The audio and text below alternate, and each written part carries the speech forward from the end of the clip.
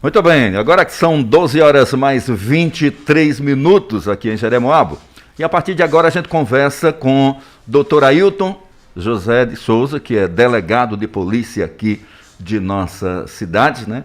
Ele vai fazer um relato aí dos últimos trabalhos. Vamos primeiro aí falar dos fatos relativos aí ao ano de 2021, para ficar mais fácil até para ele, e depois a gente adentra aí aos primeiros meses de 2022. Boa tarde, doutor Ailton, prazer recebê-lo aqui. Boa tarde aos ouvintes da Jeremoabo FM. Estamos aqui à disposição para apresentar esse resumo aí do que aconteceu em 2021. Muito bem, nós tivemos um 2021 atípico, né? Com aumento de violência, né? Falar um pouco aí desse assunto, como é que foi o senhor conviver esse ano, trabalhar essa questão aí, que foi um ano de muito trabalho para a polícia. Pronto, é a nossa primeira pauta, já está até aqui na minha frente, a planilha de homicídios de 2021, e que infelizmente foi bem negativa, né? Os índices de homicídio aumentaram exponencialmente em comparação com 2020 e também com 2019, e a gente vinha numa decrescente. Desde que eu cheguei aqui em 2017, a gente vinha reduzimos de 2017 para 2018, 2018 para 2019, e 2019 para 2020 mantivemos, que foi igual. E em 2021 tivemos esse acréscimo fora do normal. Então, em resumo, em 2017, salvo engano, foram 13. Em 2018, 9, em 2019, 7, em 2020 também 7. E para nossa surpresa não, porque nós estamos no dia a dia, mas para nossa infelicidade tivemos 18 homicídios em 2021. Foi realmente um fenômeno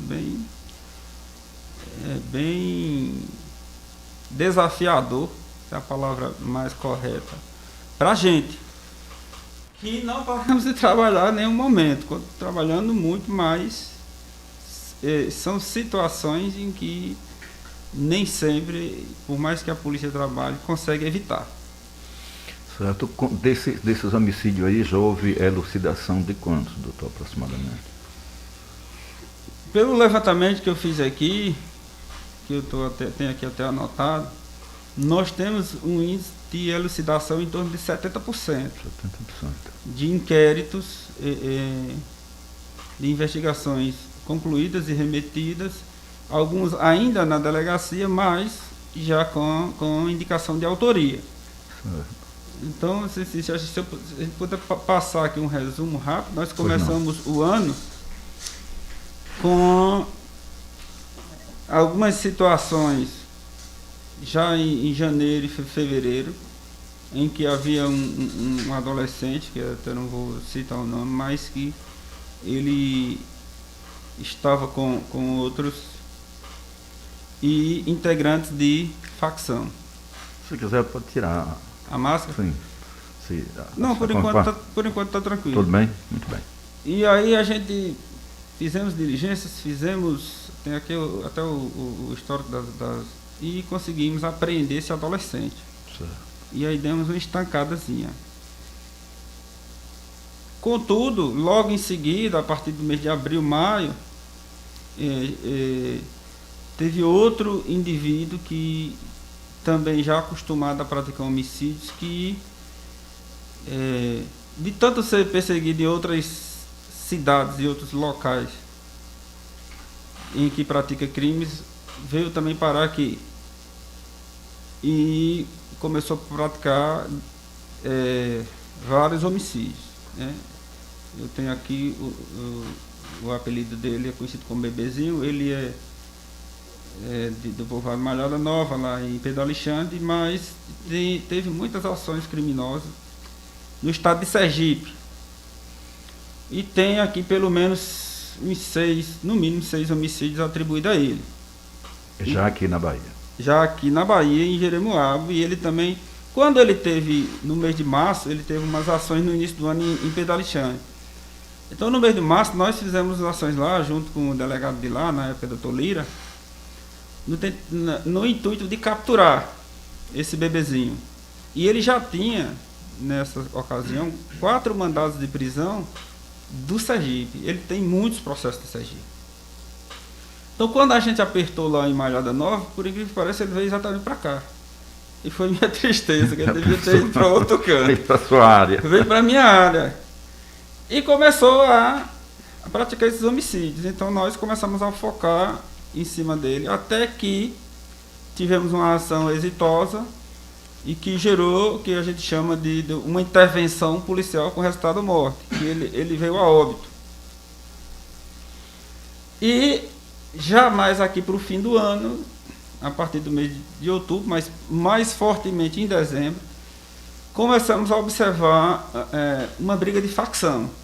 Então tivemos muito homicídio agora no mês de dezembro, se não me engano foram 6 só no mês de dezembro.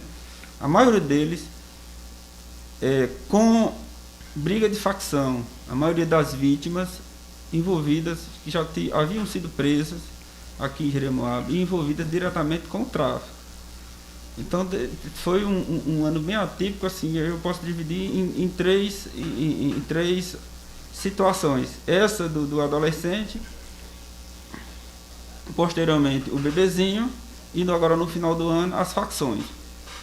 E por isso que gerou realmente esse índice alto de homicídios. E a maioria deles boa parte dos inquéritos a gente encaminhou, fizemos prisões, mas ainda boa parte ainda está em investigação, mas com indicação de autoria, a maior parte. Doutor, o envolvimento dessas pessoas, qual a idade média de todos os envolvidos? De quem pratica o homicídio e de quem é vítima? Uma média assim dá para... Esses eventos vivenciados em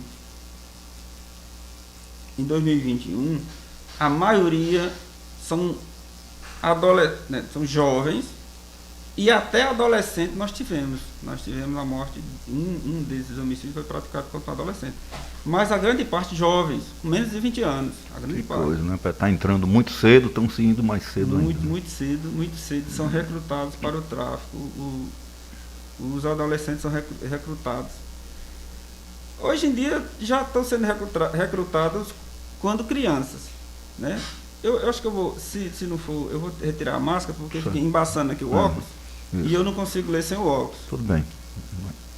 Então, o recrutamento de pessoas para o tráfico já tem ocorrido antes da adolescência. Meu Deus do céu. Então, é um fenômeno que não acontece só aqui, mas é uma estratégia. Por conta da própria legislação, os adolescentes têm uma repreensão menor e são mais facilmente cooptados para servir de ponta do tráfico, né? Porque na verdade eles têm essa ilusão, mas são apenas usados para essa finalidade específica, que é fazer fluir a venda de drogas e o caixa das organizações. O senhor falava agora há pouco em facções. Quantas facções mais ou menos já se detecta por aqui, doutor? Nós tínhamos, no início do ano, observado a entrada de Tudo 3. Tudo 3, quem observa as redes sociais, e às vezes as pessoas até usam o símbolo e acha que é legal e bacana, e às vezes não sabe o que está postando. Hoje em dia as pessoas se expõem muito nas redes sociais, então é muito comum você ver os adolescentes com esse símbolo aqui, ó. Não sei se vocês já observaram. Então esse é o símbolo Tudo 3. Tudo 3 é BDM, que é o bando do maluco, que tem, até onde eu conheço, tem origem em Salvador. Então ela é essa simbologia do bando do maluco, que é Tudo 3. Recentemente, a gente observou até nos muros da cidade, nos bairros mais distantes de periferia, uma nova facção que chama Família Colômbia. E aí foi onde a gente observou que essas duas facções estavam entrando em conflito. E por isso que gerou esse número alto de homicídios. mas ainda é um dado assim preliminar. Não vou negar para você que a gente tem um estudo profundo disso, né? É mais a gente, no fluxo das investigações, a gente vai interrogando, ouvindo pessoas e as pessoas vão declarando. Alguns têm a ousadia de dizer que é mesmo daquela facção, pertence a ela e que rivaliza com aquela. Então, no fluxo das investigações, dentro dos inquéritos, a gente vai documentando isso. Basicamente, são essas duas que a gente observou, que é o Tudo 3 e a família Colômbia. A família Colômbia ainda é A Tudo 3 a gente tem informação um pouco mais precisa, que seria Bonde do Maluco. A família Colômbia ainda é um caso mais para a gente aprofundar as origens. Doutor, nós tivemos quantas tentativas no ano passado? Foram 18 homicídios e tivemos algumas tentativas. Muitas tentativas também.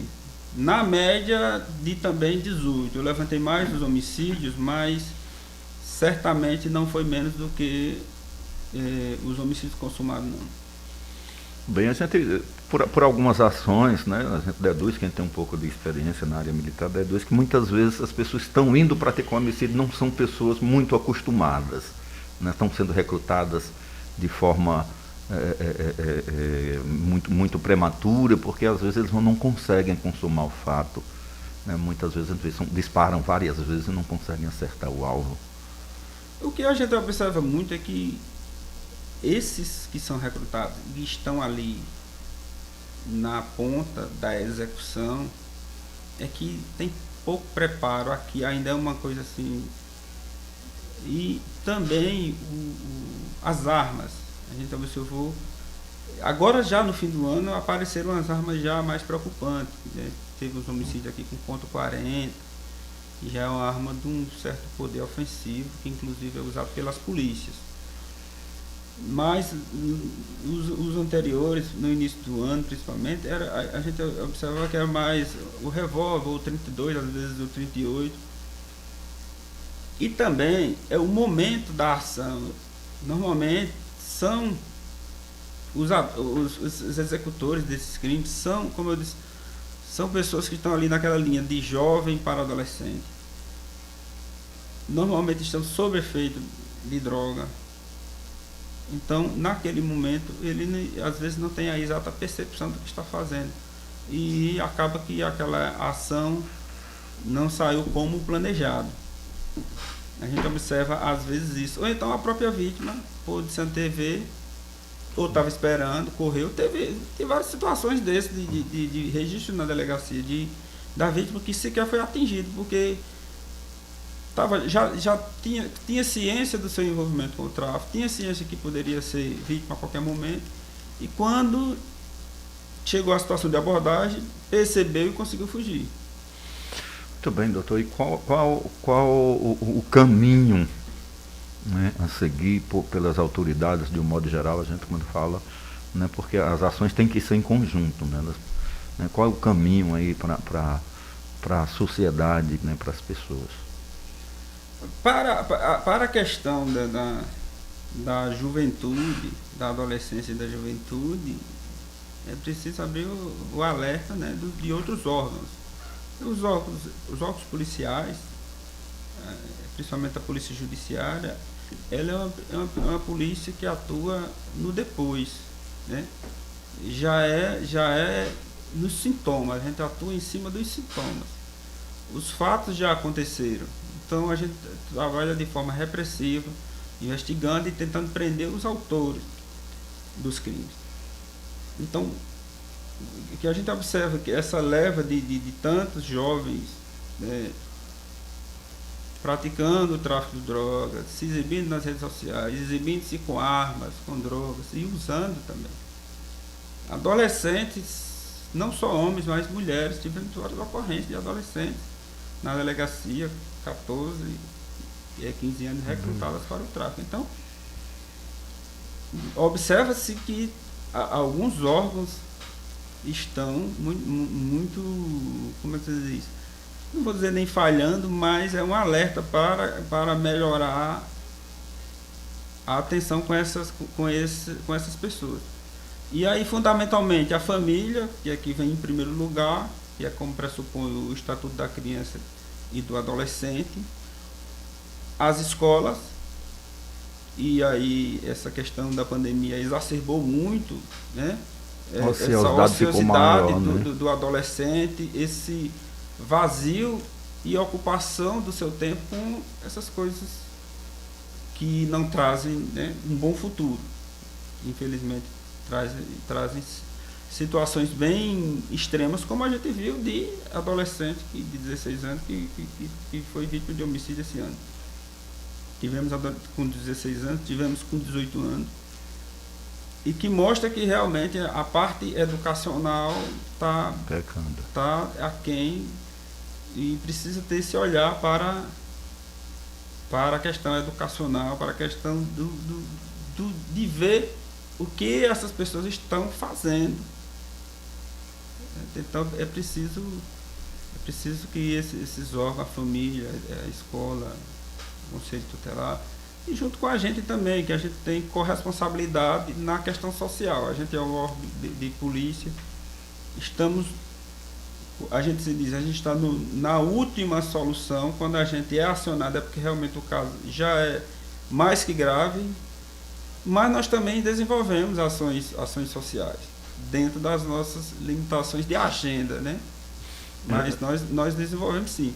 Mas é um alerta grave para que essas pessoas não sejam cooptadas para principalmente para o tráfico tão facilmente como são.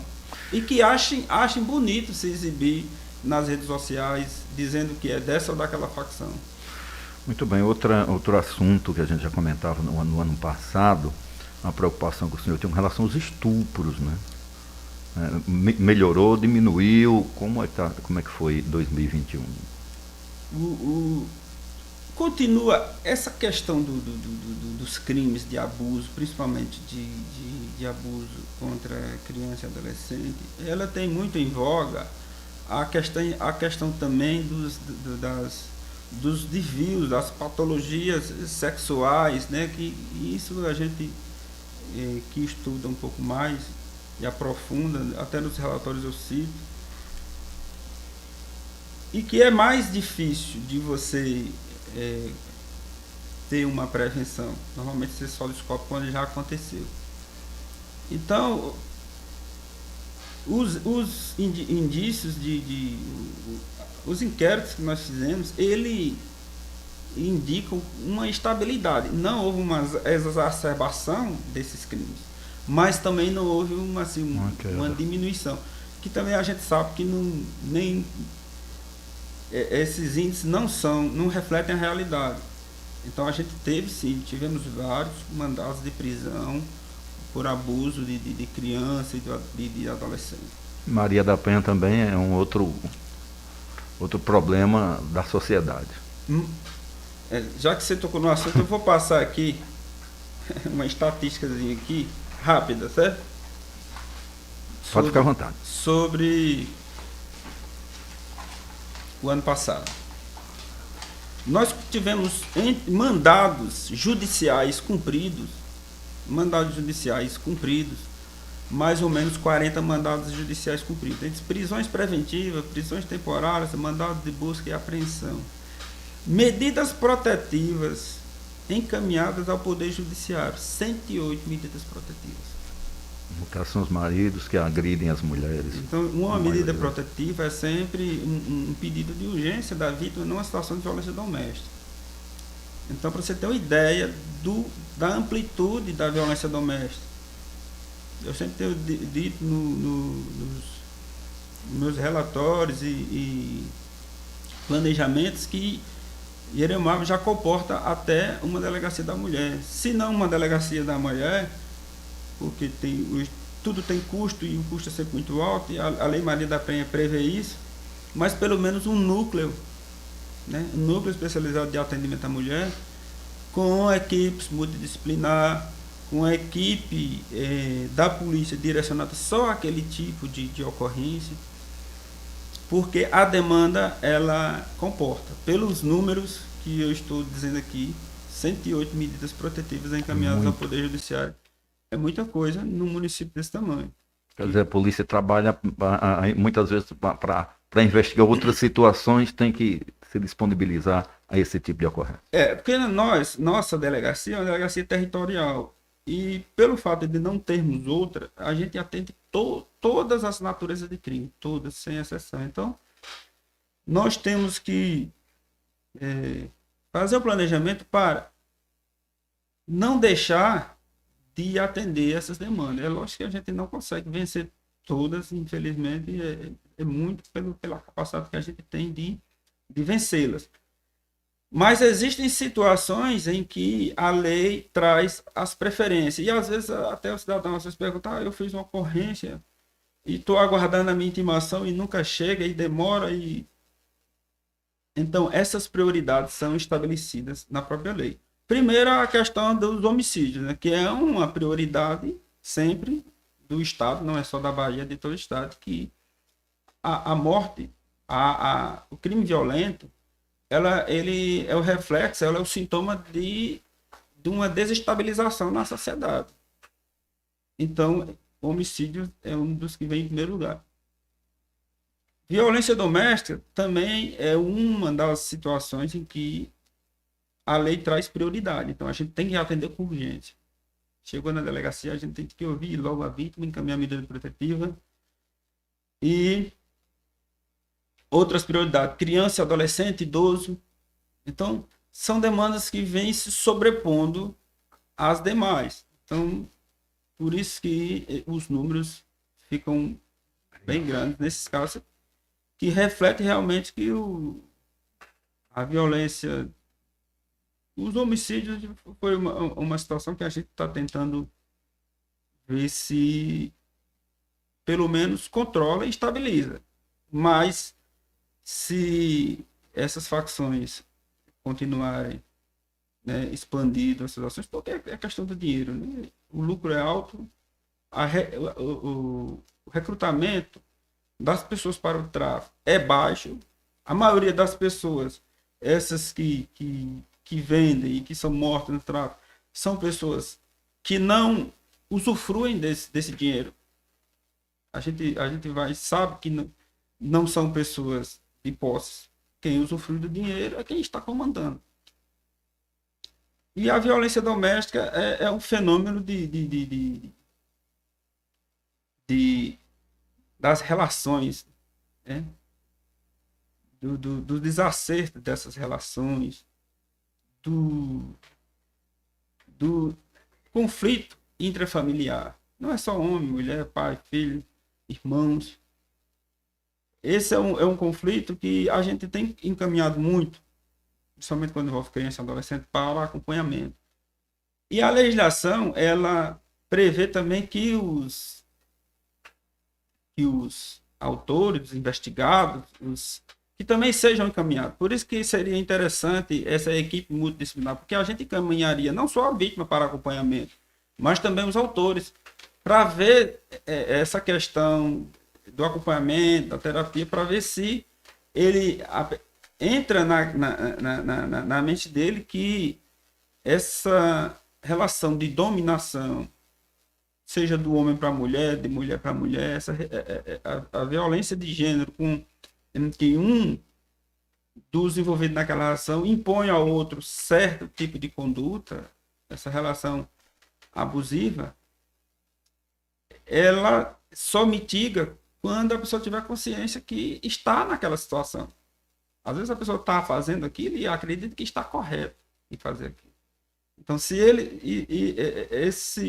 esse mudar de olhar, ele só acontece com acompanhamento e terapia mesmo, e uma reflexão da própria pessoa e entender que aquela ação é abusiva e que inclusive é crime, que pode ser preso. Porque só a imposição da lei e a ameaça de prisão não é suficiente. A gente tem visto que não é, a gente tem prendido muita gente. Continua os índices de homicídio. Então, realmente a equipe equipe multidisciplinar, com psicólogo, com assistência, ela também traz um papel importante para diminuir esses índices.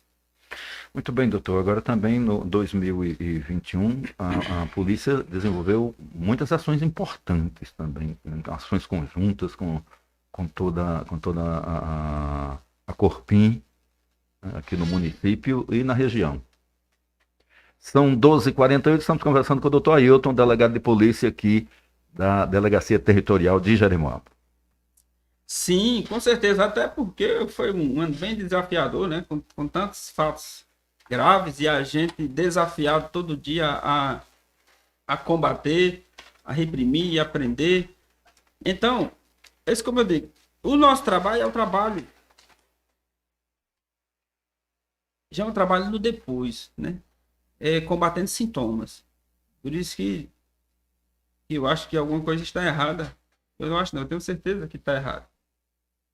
Que é a questão da formação do ser humano, formação do servidor. Então, diante desses desafios, nós realmente fizemos muitas operações. E até eu trouxe aqui um resumo aqui das principais, né? Das principais. Pode ficar à vontade.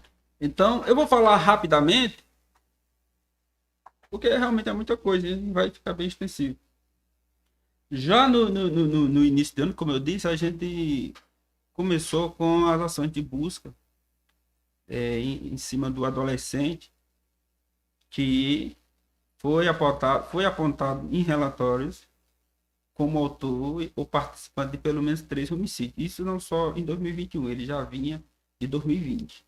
E eu havia representado pela busca e apreensão, o juiz deferiu e a gente fizemos várias ações em janeiro e fevereiro, e não conseguimos capturar e cumprir essa apreensão desse adolescente. Somente no mês de março, salvo engano, que ele foi capturado e está apreendido. Hoje ele se encontra apreendido em Salvador, né, em unidade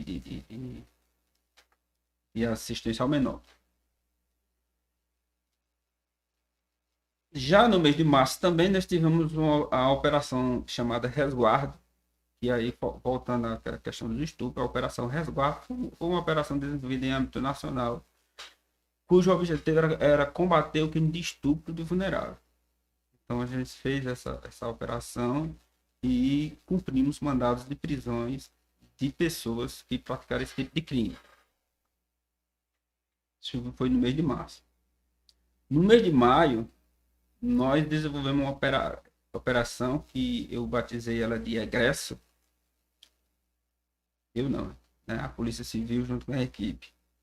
Foi batizada de Operação Egresso e foi uma operação bem relevante. A gente cumpriu busca e apreensão em vários pontos da cidade e apreendemos grande quantidade de droga e cumprimos mandados de prisões preventivas. E por que Egresso? Porque o nosso alvo das investigações era exatamente aquelas pessoas que já haviam sido presas e que, por benefício da lei, por ter conseguido um benefício previsto na legislação ou por qualquer outro motivo, foram soltos, né?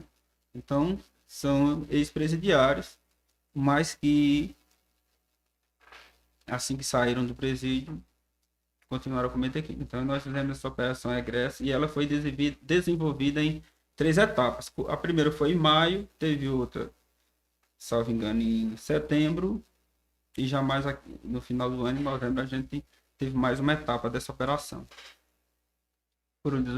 Ela foi desenvolvida em 3 etapas, mas ela ainda não encerrou, ela ainda está aberta. Pode ser que a qualquer momento a gente tenha uma nova etapa dessa operação aqui nesse ano 2022. Tudo bem, doutor. Vamos falar, tem mais alguma coisa nesse sentido aí? Só passando aqui as operações rapidamente. Em junho nós tivemos a operação Narco Brasil, que foi uma operação combate ao tráfico, que foi também nacional, que nessa ocasião a gente fez a erradicação de uma roça de maconha num povoado aqui, que foi bem volumosa, mais de 275 mil pés de maconha. Em agosto, a gente fez uma operação combate a furto de energia elétrica, a pedido da Coelba, que trouxe para a gente várias demandas nesse sentido. Em setembro a gente fez uma operação também de cunho ambiental, operação extração junto com o INEMA. Desenvolvemos 4 etapas da operação Uno Corpus. Essa também é uma operação, a operação da Polícia Civil da Bahia, desenvolvida pelo Departamento de Polícia do Interior, em todas as coordenadorias do Estado. Então, eles fazem o planejamento e a gente já cumpriu 4 etapas, e a última foi agora em 18 de fevereiro. E é o Uno Corpus, ela é uma operação geral. É qualquer tipo de crime, e visa cumprir mandados judiciais, sejam de busca, seja de prisões. E uma operação que eu acho que é bem relevante, que a gente fez também, em 2 etapas já. A primeira foi em dezembro e a segunda já esse ano, em 2022, que é a operação que foi batizada de Recluso Livre, que foram ações no presídio de Paulo Afonso, não sei se foi noticiado aqui, busca e apreensão de pessoas presas e que continuam cometendo crimes. Então a gente já fizemos 2 etapas dessa operação no interior do presídio, ocasião na qual a gente apreendeu bastante aparelhos celulares e que demonstra que de fato eles continuam cometendo esse crime porque o sistema penal não consegue impedir os celulares entrar lá dentro. Ficam comandando de lá mesmo. Muito bem, doutor. Vamos falar de 2022? Tivemos no começo de ano também meio complicado com relação aos homicídios. Pronto. Os homicídios parece que, né, Deu uma... terminou dezembro e emendou 2022 do mesmo jeito. A gente está correndo atrás. Tanto é que essa operação Recluso Livre, ela visa exatamente isso. As ações de homicídios aqui, de conflito de facção, ela tem uma origem, é os presos. É o presídio. Tá vindo do presídio. Então a operação Recluso Livre, ela é exatamente para tentar dar um basta nos homicídios. Então a gente fez não só a operação no presídio, apreendendo celulares, mas também o pedido de remanejamento desse preso para uma unidade de segurança máxima, para ver se tenta inibir a ação, porque a gente observou nas investigações que as ordens estavam vindo de dentro do presídio. Esses homicídios, esse aumento exponencial de homicídios que houve em dezembro, principalmente, que foram 6, as ordens vieram de lá. Então, essa operação Recluso Livre teve esse objetivo específico: tentar inibir, tentar isolar, identificar a pessoa que está dando essas ordens, e isolar e encaminhar ele para o presídio de segurança máxima. Então, a gente fizemos representações no judiciário, junto com o parecer do Ministério Público, acatou nossos argumentos e a gente já conseguiu tirar alguns presos de lá. Lógico que eu não vou falar aqui, não posso falar, é questão sensível, mas a gente espera que com essas ações amenize os índices de homicídio. Mas se não acontecer, a gente vai continuar com a operação Recluso Livre. Já foram executadas 2 etapas e elas vão ser executadas quantas etapas forem necessárias. Foram quantos homicídios já nesse ano? Esse ano temos 4. 2 em janeiro e 2 em fevereiro. 2 em fevereiro. Muito bem. Doutor, vamos falar de coisa boa agora, né? Vamos falar de coisa boa. A Polícia Civil está para ganhar aí uma delegacia, né? Uma obra aí que possivelmente, se maio ou junho esteja concluída, né? Vai facilitar, vai melhorar o trabalho da polícia, essa expectativa. Sim, com certeza. Essa nova unidade da Polícia Civil, ela é um projeto também da delegada geral, que ela assumiu o cargo tem pouco mais de um ano, e é um projeto de renovação das unidades do Estado. Não é só em Jeremoabo, tem em outras cidades. Então nós fomos desafiados a correr atrás e viabilizar, junto, naturalmente, com as entidades políticas, para que sai do papel e que até foi rápido. Então, está sendo construído, já está em estágio avançado e, de fato, vai melhorar muito a questão do atendimento, a questão do planejamento, a questão do fluxo, porque você trabalhar de forma improvisada é sempre ruim, né? A sua casa, seu local de trabalho tem que ter uma condição de você desenvolver melhor o seu trabalho. Muito bem. Muito bem. Como é que tá o regime de plantão das delegacias? Como é que funciona? Os plantões acontecem aonde? Em todas as delegacias ou tem umas delegacias específicas no final de semana? Não, assim, nós temos o regime de plantão é Paulo Afonso, Paulo essa Afonso. oitava coordenadoria que coordena esse plantão. Sempre foi assim. Porém, houve uma mudança no coordenador o ano passado e ele veio com a sugestão de criar ampliar esse plantão aqui em Jeremoabo. Então, desde o mês de agosto, se não me engano, nós temos também plantão aqui, né? No sábado e domingo a gente tem plantão, delegado, escrivão e investigador para atender as demandas de urgência. Muito bem, doutor. Tem mais alguma coisa que o senhor queira pontuar? Pode ficar à vontade. Não, só agradecer a abertura do canal e passar que o trabalho que a gente fez e que quando eu fiz aqui o levantamento da Terra Rápida, até eu mesmo me surpreendi. Como eu disse a você, a gente cumprimos mais ou menos 40 mandados judiciais, 108 medidas protetivas, remessa de 170 inquéritos policiais, autos de prisão em flagrante 38, veículos apreendidos 13, drogas, mais de 75 mil pés de maconha erradicada, mais de 8 quilos de droga pronta para consumo apreendida, mais 17 armas apreendidas. Então, para este município, são números altos. São números altos. E desafia realmente a gente. Precisa um planejamento geral aí para não ficar só na cura, né? Na prevenção precisa acontecer. É preciso que essa questão, a parte educacional, a parte assistencial, a gente está numa sociedade muito violenta, assim, então violência extrema, as pessoas entram em conflito por qualquer coisa. Mas o que tem trazido preocupação mesmo é o tráfico. O tráfico traz preocupação porque ele tem uma interferência. Também na questão do usuário, né? Que tem essa relação de dependência.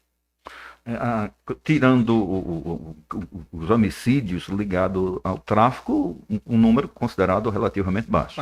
Baixo.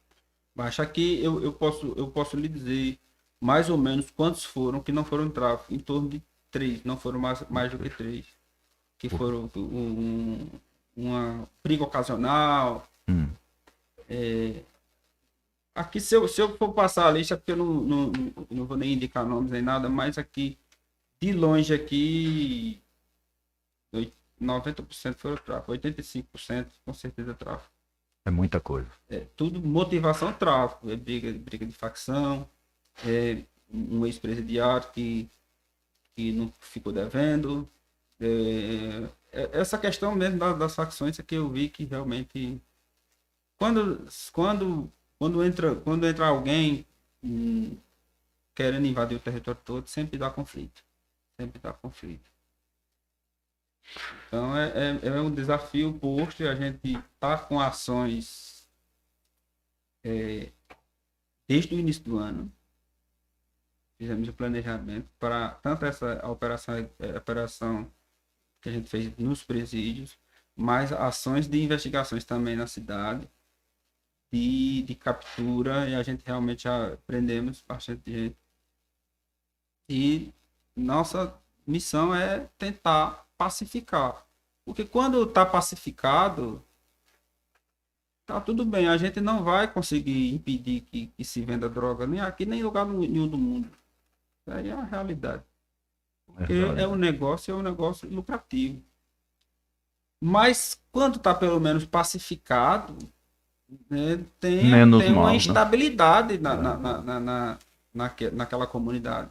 Mas na forma que está, tá ruim. Então nós vamos intensificar nossas ações para que a gente consiga uma estabilização, uma diminuição, principalmente dos homicídios. Porque o tráfico a gente sabe que é impossível você impedir que se venda droga. Nosso planejamento é tentar apreender a droga e prender o traficante. Mas, principalmente, evitar que esse negócio ilícito gere homicídios. Muito bem, doutor. Eu agradeço o senhor, quero agradecer ao senhor e dizer que em outras oportunidades estaremos aqui à disposição para que o senhor possa apresentar à sociedade o trabalho da polícia, porque muitas vezes a pessoa fica por trás, não sabe como são os bastidores, é um trabalho muito difícil, muito árduo, ainda porque muitas vezes a população deixa de fazer a parte dela, deixa de informar a polícia, né, para ajudar nas investigações, né? Pode utilizar o telefone de forma anônima para dar informações à polícia, ainda funciona assim.